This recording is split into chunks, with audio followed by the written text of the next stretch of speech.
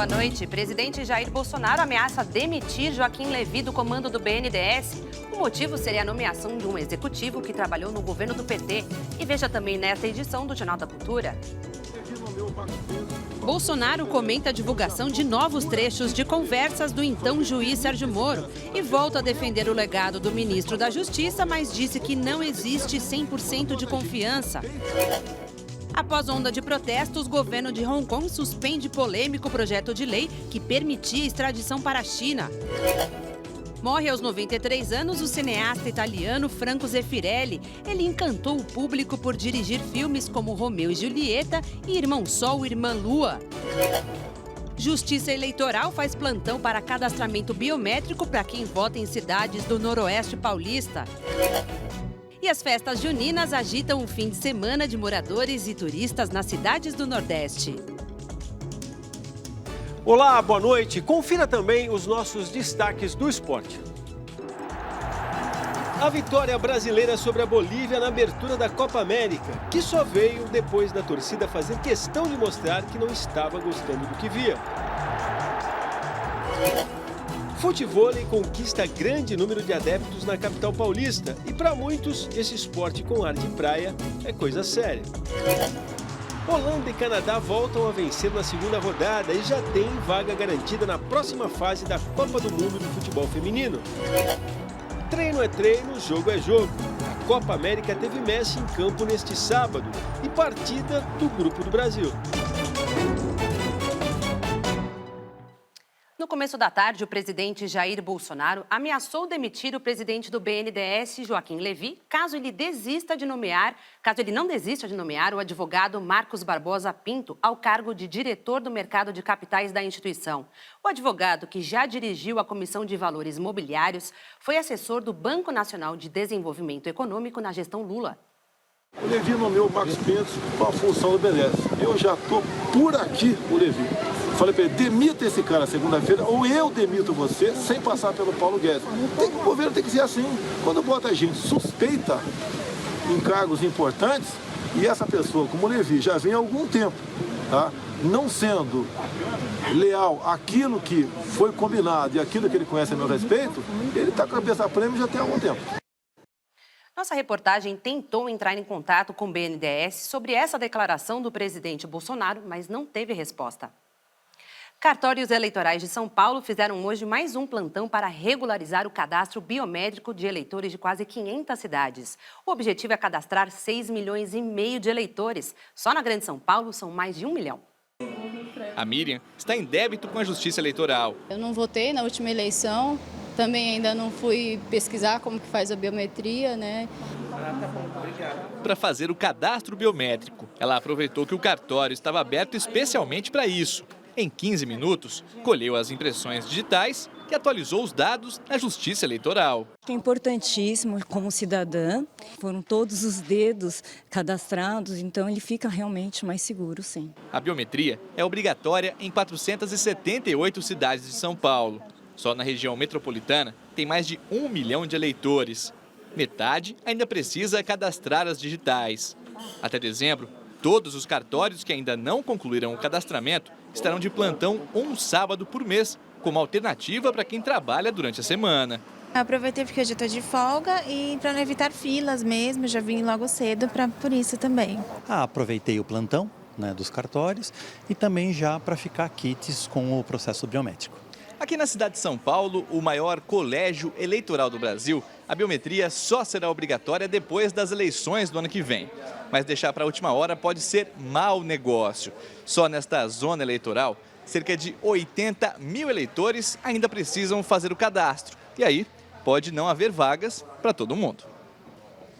Os prazos terminam entre agosto e dezembro, dependendo da cidade. Recomendável é que ele procure agora, em 2019, a Justiça Eleitoral, que influencia em vários aspectos da vida, para regularidade de CPF, para concurso público, prejuízo em várias áreas. O eleitor pode agendar o atendimento no site do TRE.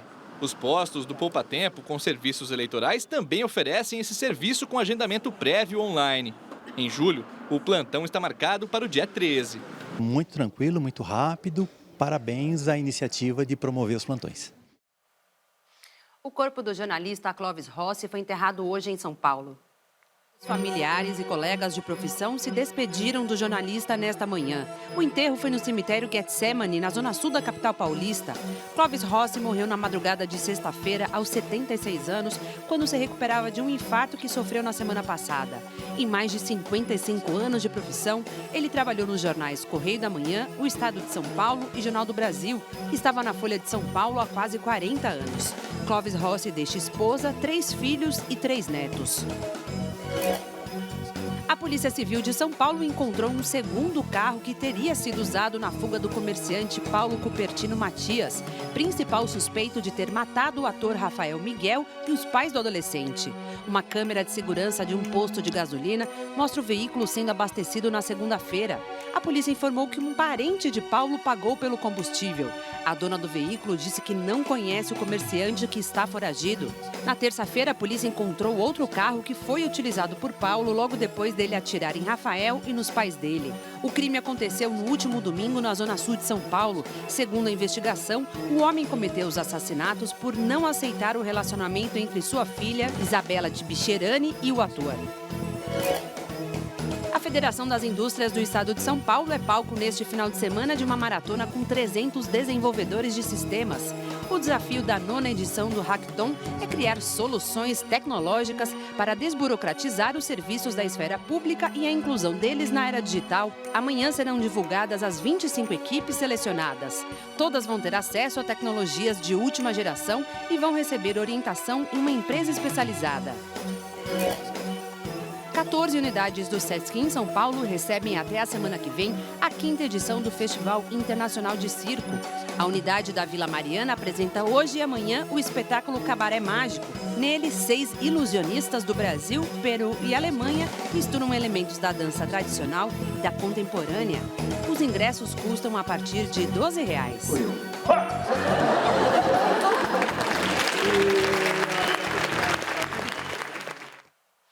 Após vários protestos, hoje o governo de Hong Kong suspendeu uma proposta de lei que permitia a extradição de suspeitos de crime para a China continental.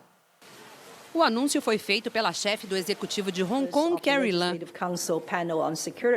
Segundo Lam, será feito um novo diálogo com diversos setores e com a sociedade para definir se a proposta de extradição seguirá adiante. O projeto seria debatido nesta semana pelo Conselho Legislativo, mas foi adiado por causa de uma onda de protestos que tomou as ruas de Hong Kong.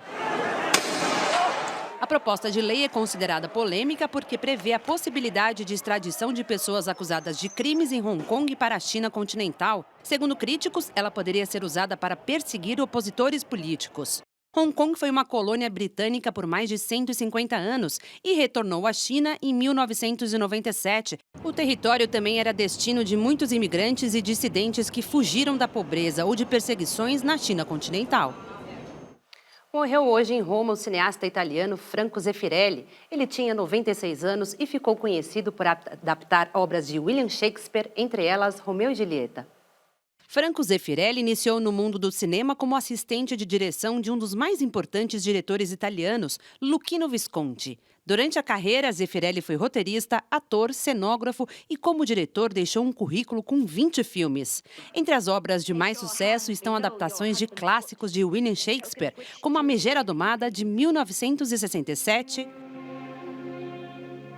My hand is ready. E Romeu e Julieta, de 1968, premiado com um Oscar de melhor fotografia e figurino. It is my lady. Oh, it is my love. Outro filme bem-sucedido do diretor italiano foi Irmão Sol e Irmã Lua, de 1972, dedicado a São Francisco de Assis e Santa Clara. O último longa, dirigido por Zeffirelli, de 2002, retrata os derradeiros anos da cantora lírica Maria Callas, que foi grande amiga do cineasta. No filme, ela foi interpretada pela atriz francesa Fanny Ardant. Após anos de inspiração e dedicação às obras de Shakespeare, em 2004, Zeffirelli recebeu o título de Sir da Inglaterra, oferecido pela rainha. Além do cinema, ele dirigiu peças e óperas como La Traviata, de 1982, que vai abrir o Festival de Verona na próxima semana. Zeffirelli ainda se envolveu com a política. Em 1994, foi eleito senador pelo Forza Italiana, partido fundado por Silvio Berlusconi. Em suas memórias, o cineasta assumiu a homossexualidade e disse que foi apaixonado por Visconti, que o introduziu no mundo do cinema. Zeffirelli morreu com 96 anos em casa em Roma. As causas não foram divulgadas. Segundo os familiares, ele estava doente há muito tempo. Na França, a igreja de Notre-Dame, em Paris, recebeu a primeira missa 2 meses após o incêndio que destruiu parte da catedral. Por razões de segurança, a celebração foi restrita a apenas 30 convidados numa capela próxima ao jardim, que não foi destruída pelas chamas. Há 2 meses, no dia 15 de abril, um dos mais importantes símbolos de Paris foi atingido por um grande incêndio. Investigadores ainda trabalham para identificar a causa do fogo. Segundo o Ministério da Cultura da França, até agora foram recebidos 80 milhões de euros em doações para a reconstrução da catedral. O Irã convocou hoje o embaixador britânico em Teherã após a Grã-Bretanha acusar o país de ser responsável pelos ataques a navios petroleiros no Golfo de Omã. A posição do governo britânico foi divulgada pelo secretário de Relações Exteriores, Jeremy Hunt. Os Estados Unidos também atribuíram os ataques ao Irã e sustentam a acusação com um vídeo em que supostamente membros da Guarda Revolucionária Iraniana retiram uma mina presa ao casco de um dos petroleiros atacados. O Irã nega qualquer envolvimento. Um dos navios atacados pertence a uma companhia norueguesa e o outro a uma japonesa. Os 44 tripulantes das embarcações foram resgatados. São Paulo festejou a cultura da América Latina neste sábado, num grande festival que reuniu os ritmos tradicionais e contemporâneos latinos. Os picarones peruanos. Isso, ele é frito, ele leva batata doce, farinha de trigo e erva doce, e ele leva uma calda de figo por cima. O patacón colombiano. Carne, frango com um pouquinho de queijo mussarela e o molho de abacate, que é o guacamole. Do México são servidos os tacos. O taco mais comido no México se chama taco al pastor.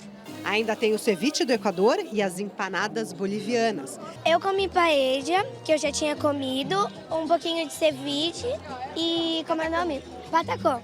Não tem lugar melhor para reunir los hermanos do que o Memorial da América Latina em São Paulo. O Festival Gastronômico e Cultural Soy Latino completa 7 anos com música, culinária e artesanato. A proposta principal é dar visibilidade ao artista que mora aqui na cidade. E já deu para perceber que aqui no festival os pratos são preparados por chefes de cada nacionalidade. E representando o Brasil, um cozinheiro veio lá do Mato Grosso do Sul e caiu no gosto dos paulistanos. O Juliano preparou o ceviche, prato tradicional peruano. Ele participa de um programa de capacitação de cozinheiros com síndrome de Down.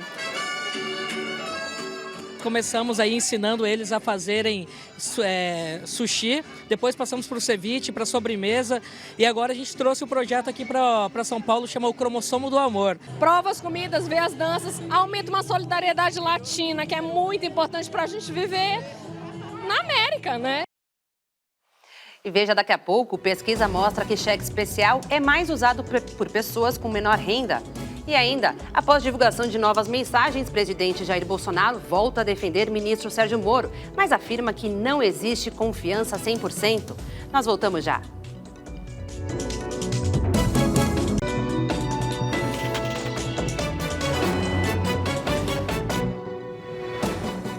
Um estudo do Banco Central revelou que os brasileiros com menor renda são as maiores vítimas dos altos juros do cheque especial.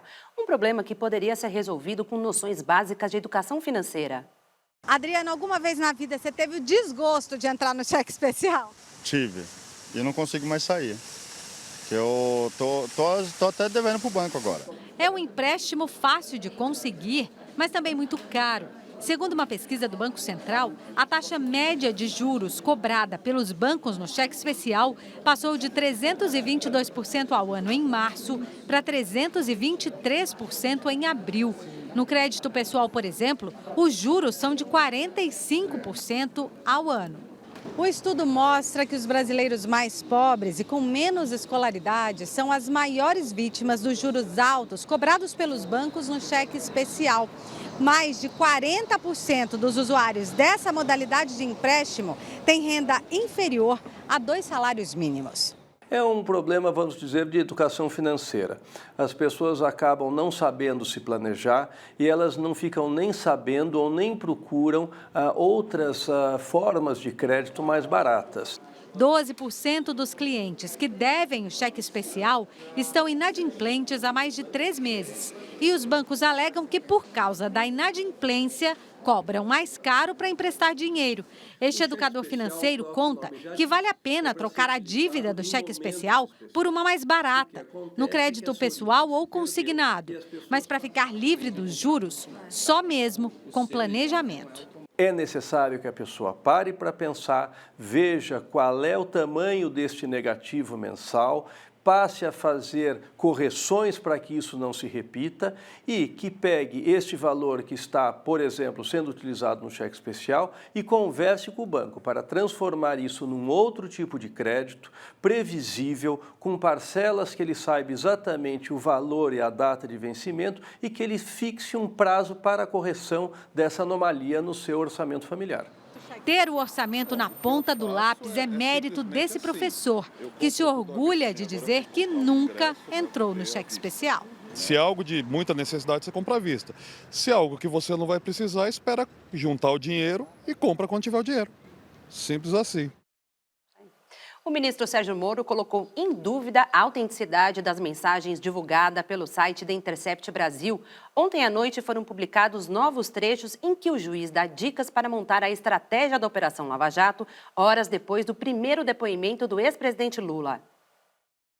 A sexta reportagem com os supostos diálogos do então juiz Sérgio Moro com integrantes da Operação Lava Jato está na capa do site. Desta vez, a conversa divulgada é com o procurador Carlos Fernando dos Santos Lima, poucas horas depois do primeiro depoimento do ex-presidente Lula, no caso do triplex do Guarujá, em 10 de maio de 2017. Menos de um ano depois, Lula foi preso por este processo. Nos diálogos, Moro sugere ao Ministério Público divulgar no dia seguinte uma nota esclarecendo as contradições do depoimento de Lula e ressalta: a defesa já fez o showzinho dela. Instantes depois, Santos Lima escreve: podemos fazer, vou conversar com o pessoal.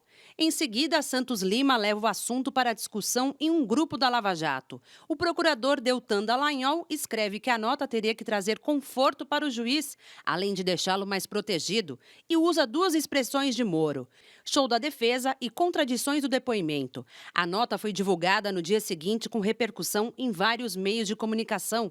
Todos tiveram as notícias focadas na palavra desejada pelo juiz: contradições. Hoje, Moro divulgou uma nota no site do Ministério da Justiça em que não reconhece a autenticidade das mensagens e diz que não comentará supostos diálogos de autoridades públicas colhidos por meio de invasão criminosa de hackers e que podem ter sido adulterados e editados. No início da semana, após a primeira divulgação de suposto envolvimento de Moro com as estratégias da Força Tarefa, o ministro havia dito que as comunicações eram banais e comuns e que não tinha ajudado os promotores a elaborar estratégias de acusação. Ontem disse que se descuidou ao debater com os integrantes da Força Tarefa. Também hoje, o presidente Jair Bolsonaro defendeu pela segunda vez o legado contra a corrupção de Sérgio Moro, mas ressaltou que não existe confiança 100%. O procurador Carlos Fernando dos Santos Lima se aposentou no ano passado. Em uma rede social, ele diz que não reconhece a veracidade de qualquer diálogo divulgado pelo site do Intercept Brasil. Já o coordenador da Lava Jato, Deltan Dallagnol, informou que não vai se manifestar sobre os diálogos. Na quarta-feira, a Força Tarefa divulgou uma nota em que diz que as conversas foram obtidas ilegalmente e divulgadas com o objetivo de atacar a Força Tarefa e desacreditar a imagem de seus integrantes. A nota diz ainda que é impossível saber se houve edição, alteração ou acréscimo no conteúdo. Também em nota, a defesa do ex-presidente Lula diz que é estarrecedor perceber como o ex-juiz Sérgio Moro orientou os procuradores a construírem uma acusação artificial contra Lula e que Moro jamais teve um olhar imparcial em relação ao ex-presidente. Para a gente conversar mais sobre o vazamento de mensagens atribuídas a Sérgio Moro e a procuradores da Lava Jato, a gente recebe aqui no estúdio o cientista político Rodrigo Prando e o coordenador do curso de defesa cibernética da FIAP, Humberto de Souza. Perdão.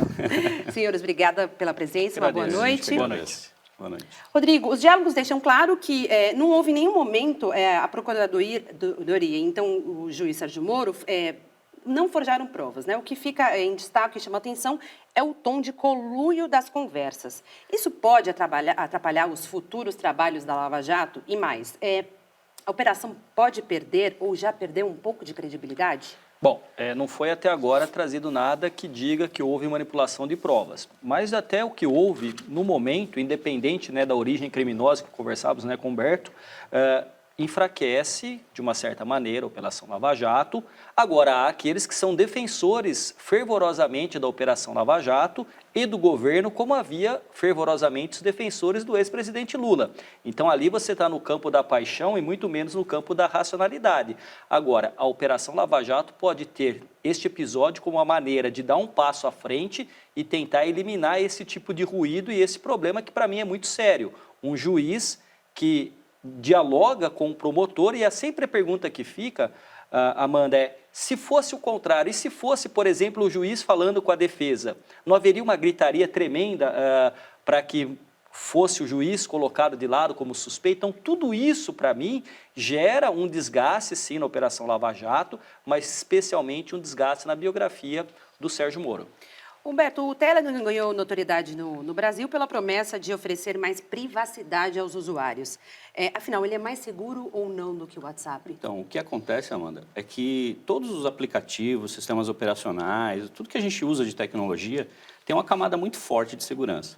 Claro que, eventualmente, uma ou outra aplicação pode ter a sua vulnerabilidade. Mas o Telegram termina ganhando essa notoriedade porque, se a gente comparar o número de usuários que utilizam, por exemplo, o WhatsApp, com o Telegram, a diferença é muito gritante.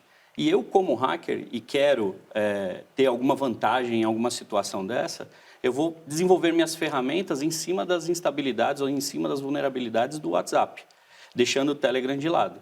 Né? E o que aconteceu aí foi um pouco diferente. Pode ter sido uma vulnerabilidade do próprio Telegram ou até uma má utilização do usuário. No nosso caso aí, né, o ministro Sérgio Moro.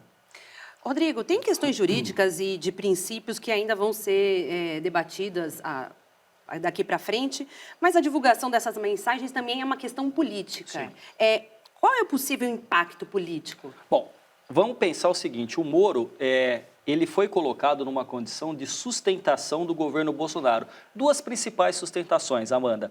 Uma no campo do liberalismo, que é o Paulo Guedes, e outro no campo do combate à corrupção e fortalecimento da Lava Jato.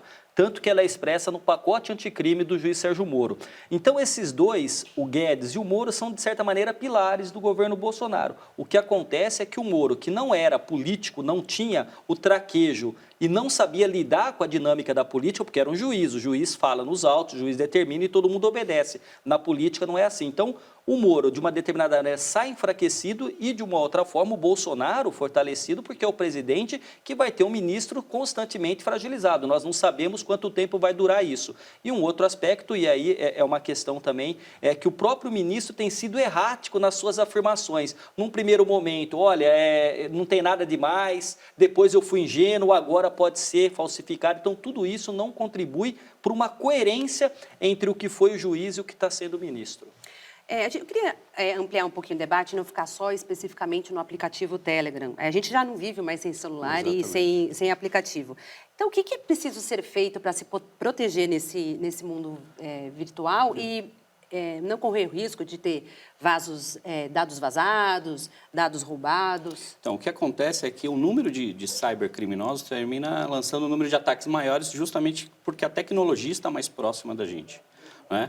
E o que acontece? Por exemplo, se a gente analisar o cenário nacional, o Brasil sempre consta entre os 5 países que sofrem mais ataque. Por quê? Primeiro que o brasileiro consome muita tecnologia. Então, se a gente se basear, né, nos números de redes sociais, no número de smartphones que os brasileiros terminam utilizando, então isso tudo termina ajudando. Além disso, o comportamento do usuário. Dentro de qualquer sistema de segurança, o elo mais fraco sempre é o ser humano. É o ser humano que termina causando a vulnerabilidade na 99% dos casos.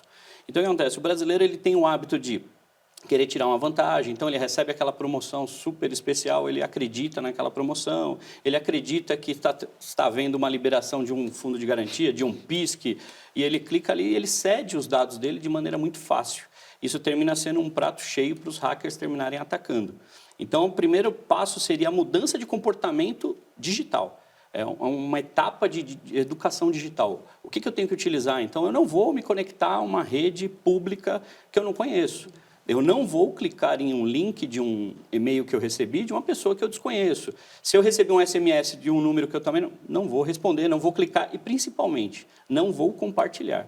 Então, esses seriam alguns processos que as pessoas teriam que começar a se adaptar para daí começar a ficar mais protegidas. Então, precisaria ser desenvolvido um manual de instrução de como se comportar na internet, como usar esses aplicativos? Isso, sem dúvida, já ajudaria bastante. Acredito que o governo deveria fazer ações, né, dentro da população até para fazer essa questão de educação digital. Acho isso muito importante e, às vezes, a pessoa pensa que não é o alvo, mas ela é um meio para se atingir um alvo. Eu trabalho em uma organização, o alvo é a organização, mas se eles me atacarem, consequentemente, eles podem ter acesso à organização. Posso só complementar uma coisa? Inclusive a questão da fake news, que ela é criada e geralmente ela é compartilhada sem que as pessoas vão verificar o que está acontecendo e na maioria das vezes, quando uma notícia falsa ela é compartilhada, é porque ela geralmente confirma os meus valores, aquilo que eu acredito, minha visão de mundo. E isso teve um impacto muito grande nas eleições e deve ter de novo. Legal isso que o professor falou, porque o que acontece? Às vezes as pessoas pensam que os hackers eles terminam desenvolvendo uma tecnologia super fantástica para fazer o processo de invasão. E não é isso. Uma das técnicas mais utilizadas é a engenharia social, que é o quê? Você se aproximar do seu alvo, você ganhar a amizade desse seu alvo, você parecer, né, que é amigo, e ali você começa a coletar dados que podem levar essa pessoa a um prejuízo futuro. Rodrigo, para a gente finalizar, a vida do governo no Congresso não é fácil, não está sendo fácil, a gente vê até o trâmite da reforma da Previdência.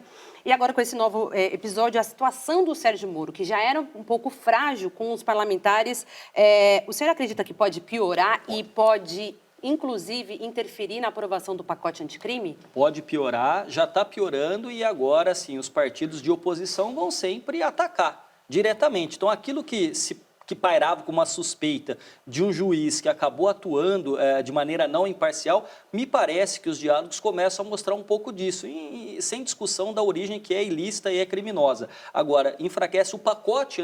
O Moro, ele colocou-se como ministro e disse o seguinte: eu quero montar um plano real da segurança pública. Vamos lembrar, o plano real foi o plano que Fernando Henrique, quando ministro, lançou, combateu a inflação, conseguiu estabilizar a economia e Fernando Henrique virou presidente. Então havia ali também, eu acho que uma certa intenção, se não intencional, subliminar, de se colocar como um futuro candidato à presidência da República. Então enfraquece e eu acho mais, enfraquece até mesmo uma possível vaga que lhe foi dialogada e ofertada para o Supremo Tribunal Federal. Então assim, esse diálogo do governo com o Congresso não é bom e é mais um elemento. Vale ressaltar, Amanda, que quase todas as crises do governo Bolsonaro tiveram origem dentro do governo Bolsonaro.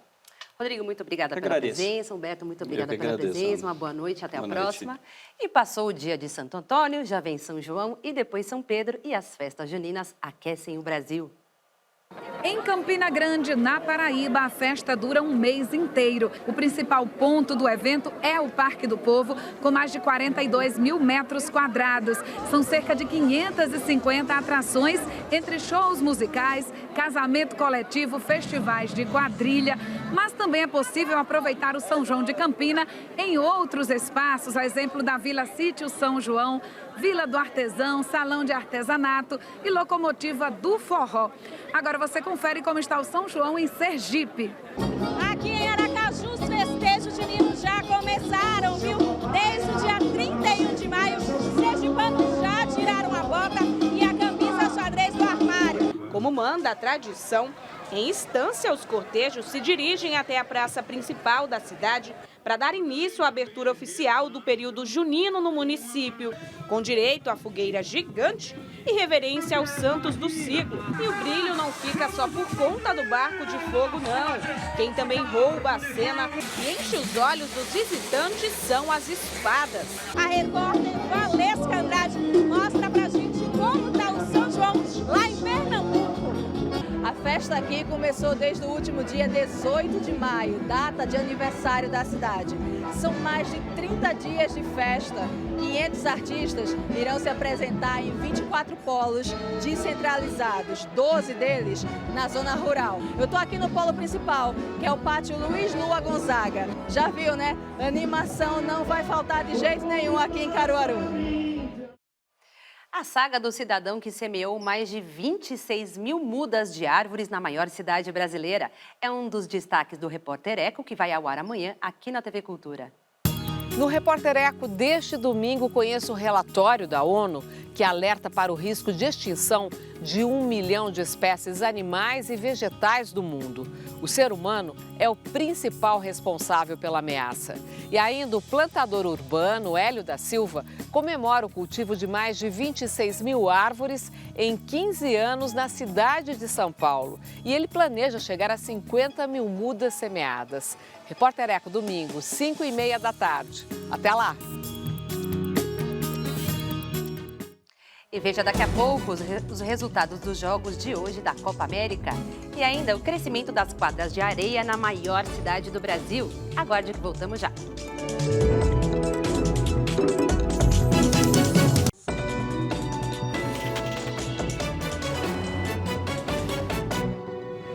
Hora do esporte aqui na TV Cultura, no Jornal da Cultura. E quem está aqui é o Vladir. Que bom, né? Tudo bem? Tudo, Amanda, e você? Tudo ótimo. E a gente vai começar, bom, que é o assunto do momento, né? Copa América. Sim, a gente vai começar fazendo um registro da estreia brasileira na Copa América, jogo contra a Bolívia no Morumbi, com o primeiro tempo que terminou sem gols, mas com muitas vaias para o time da casa.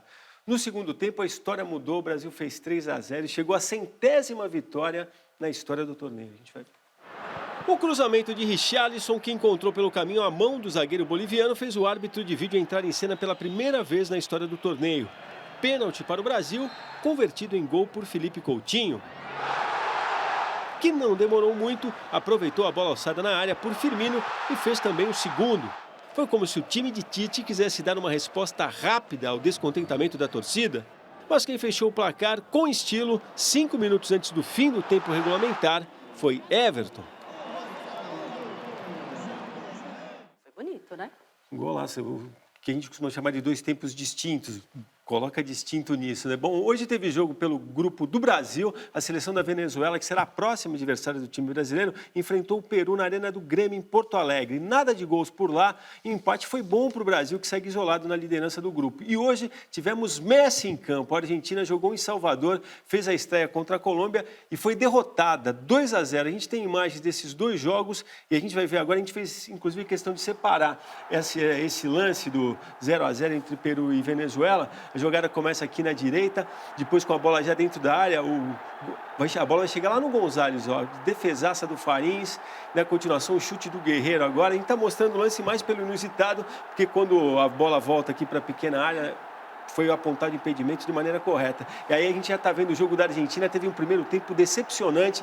No segundo, o Messi pareceu que ia acordar, deu essa caneta no adversário, no Sanches, dentro da área. A gente vai ver ele quase fazendo um gol. Também a bola vai para o outro lado, o Otamendi cabeceia, o Ospina faz uma defesaça. No rebote, ele quase consegue colocar a bola no cantinho. Mas aí a coisa mudou totalmente, uma inversão de jogo lindíssima do James Rodrigues.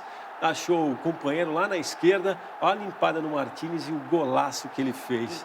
Realmente um gol que merece replay, como a gente está vendo aí. E tudo sobra para o Messi, né, Amanda, quando acontece uma coisa como essa que você está vendo. Não foi tudo. A gente vai ver a Colômbia fazendo o segundo gol ainda. Dessa vez o Zapata, uma jogadaça também. A bola vem para a área aqui no cruzamento, ele espertaço no meio da zaga, pelo reflexo ali do jogador argentino, que a gente viu rapidinho ali. Eles ficam sem entender direito o que tinha acontecido, né? E como eu estava falando, a expectativa fica toda em cima do Messi. Entrar na internet agora, todos os memes são para o Messi. Aí não se lembra que o time argentino tem uma deficiência na lateral, de que ele não consegue jogar sozinho. Mas foi um começo realmente... E tem que lembrar que é um time, né? Time não é feito só de um jogador. Muito bem, ó, e vamos para a Copa do Mundo Feminino. Os jogos de hoje na França, pelo Grupo E, colocaram a Holanda e o Canadá na próxima fase do Mundial. A gente vai ver como é que essas 2 seleções chegaram lá. A etapa inicial já estava perto do fim quando o time holandês tramou uma linda jogada. Lançamento longo, uma atada no peito e uma conclusão precisa de Miedema. Mas a vantagem durou pouco. Quando a bola partiu lá do meio de campo, Onguené acreditou na jogada, tirou a goleira do lance e empatou para Camarões.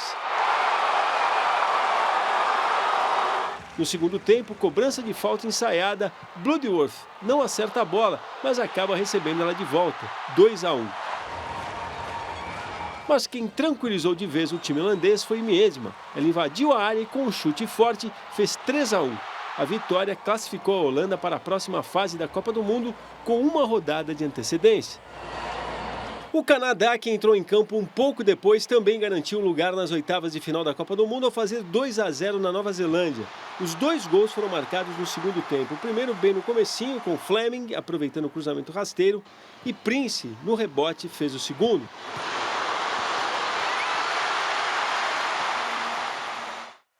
Bom, a Miedema, que a gente vê ali, se tornou a maior artilheira da história do time holandês. Agora tem Brasil e Itália, e aí vale a gente lembrar que esses resultados desse grupo E ajudaram o Brasil, porque tem aquela questão de passam os 2 primeiros colocados de cada grupo e os 4 melhores terceiros colocados.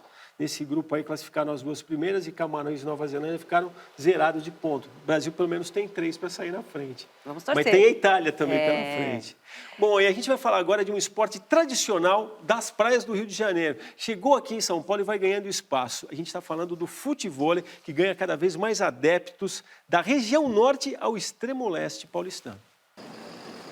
Para chegar na cidade de Tiradentes, são mais de 30 quilômetros do centro de São Paulo. Mas não importa a distância, o Diogo vai e ainda chega com equipamento completo para deixar o dia da garotada um pouco mais profissional. Aqui na região não tem acontecido muitas coisas boas, né? Como se diz, o esporte foi o que me faz feliz, é a melhor coisa que eu conheci. Todo o pessoal que tá vindo aí tá gostando e eu, diferente também, tô gostando bastante. A gente vem se desenvolvendo bem também. O Diogo teve a mesma oportunidade anos atrás. O Marcelo foi o professor dele quando ele estava no orfanato. O Diogo se sobressaía pelos outros jovens no futebol. E aí eu levei ele para o Nacional para fazer um teste. Aí ele passou e virou jogador de futebol, virou profissional. O projeto que o Diogo criou usa esse espaço no Centro de Formação Cultural na cidade de Tiradentes para que a garotada fique perto de casa. Ele fornece as bolas, a rede, ajuda no que pode e leva um jogador profissional para dar aquele gás e aprimorar os talentos que tem por aqui. Quando você joga a base para frente, sair de trás, subindo ela. O futebol ele é um esporte apaixonante, é um esporte viciante, é um esporte que te dá disciplina, você acaba conhecendo pessoas diferentes, pessoas de outras classes sociais, então você acaba se desenvolvendo como ser humano. Para jogar futevôlei não precisa ter praia não, é só ter bola no pé e o resto o pessoal se ajeita. Essa quadra aqui foi adaptada para a prática do esporte. Matar no peito, bater de cabeça, dar com o ombro assim, isso aqui o pessoal já está cansado de saber. O Biro foi dar a aula para os meninos, joga há 20 anos e acredita que o esporte está cada vez mais popular. Está tendo muito campeonato e só tá crescendo. Em São Paulo hoje tem muitas quadras de futevôlei. Antes era só nos clubes, hoje já está virando uma coisa mais particular. Tão popular que só esse ano mais de 10 quadras particulares para esportes de areia abriram em São Paulo. E o campeão nas quadras é o futevôlei. Sou de São Paulo, mas vou muito para a praia no Guarujá. E aí eu comecei a jogar um pouquinho no Guarujá, brincar e gostar. E aí montaram essa quadra esse ano, né, acho que em fevereiro, março, aí eu comecei a treinar aqui. O melhor esporte que tem para mim hoje. Todo mundo que mora numa cidade grande prefere o society, né? Condicionamento físico na areia é imprescindível, é muito difícil correr na areia, principalmente na areia fofa. Bom, bacana da declaração falar que o esporte saiu dos clubes, né? Ganhou a rua, mas eu confesso que parece uma coisa para iniciados, né? Acho que o grande desafio do futebol é arrumar tanta gente com coordenação motora. Porque é difícil, hein? E tem que ter o condicionamento físico, que nem ele falou. Bom, a repórter parece estar com jeitinho, né, Marcela? E o Jornal da Cultura fica por aqui. A gente encerra com a lembrança de uma data muito importante. Amanhã, 16 de junho, a TV Cultura completa 50 anos do início oficial da sua programação. Então a gente termina com imagens que ficaram guardadas na memória da emissora de TV mais respeitada do Brasil. Adi, obrigada, uma boa noite, até a próxima. Boa noite a todos. Uma boa noite e um ótimo domingo. Nasce a nova TV2 Cultura. Esporte também é cultura. TV2 Cultura São Paulo e o Campeonato Mundial de Basquetebol Feminino. Vox Populi. Vox Day. Oh, cara, tudo isso para falar de uma série de entrevistas muito importante que teve aqui na Cultura. Vox Populi. Qual a saída que o senhor vê depois dessas repressões todas? Todo dia tem a hora da sessão coruja. Papi de Joy, salva Coca-Cola.